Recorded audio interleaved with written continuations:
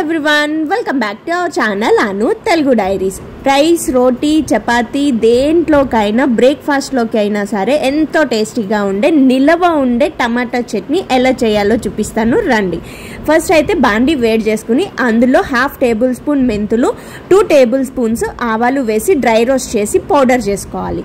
తర్వాత సేమ్ బాండీలో కొద్దిగా ఆయిల్, ముందుగా కడిగి కట్ చేసి పెట్టుకున్న టమాటో ముక్కలు, కొద్దిగా పసుపు అండ్ రుచికి సరిపడినంత ఉప్పు, కొద్దిగా చింతపండు చాలా తక్కువ పడుతుంది ఎందుకంటే టమాటాలు పుల్లగా ఉంటాయి కాబట్టి కొద్దిగా చింతపండు వేసి మూత పెట్టి మగ్గించుకోవాలి.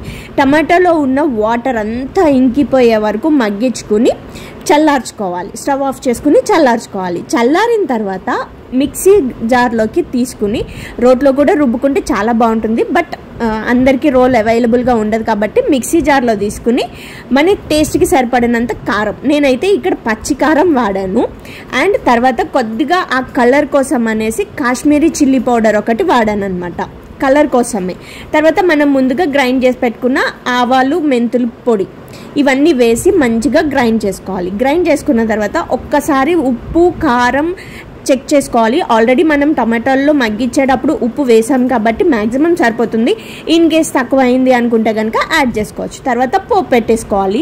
ఆయిల్లో ఆవాలు, జీలకర్ర, మినపప్పు, శనగపప్పు, వెల్లుల్లిపాయ, ఎండుమిర్చి, ఇంగువ, కరివేపాకు ఇవన్నీ వేసి పోపు బాగా ఫ్రై అయిన తర్వాత ముందుగా మనం చేసుకున్న టమాటో పేస్ట్ని కూడా అందులో వేసి కలిపేసుకోవాలి. సో ఈ టమాటో పచ్చడి అయితే నిల్వ ఉంటుంది, ఎలాంటి ఇది అవసరం లేదనమాట. ఫ్రిడ్జ్లో స్టోర్ చేసుకుంటే 3 months వరకు ఉంటుంది, బయట ఉంటే ఆల్మోస్ట్ 2 months వరకు ఉంటుందన్నమాట. ఫ్రిడ్జ్లో అయితే 3-4 months ఈజీగా వచ్చేస్తుంది. సో దీంట్లో ఎలాంటి ప్రిజర్వేటివ్స్ ఏమీ వాడలేదు కాబట్టి హ్యాపీగా ఇది రైస్లో వేడివేడి అన్నంలో నెయ్యి వేసుకుని తింటే చాలా బాగుంటుంది అనమాట. Thank you so much for watching this video. Please subscribe to my channel అను తెలుగు డైరీస్.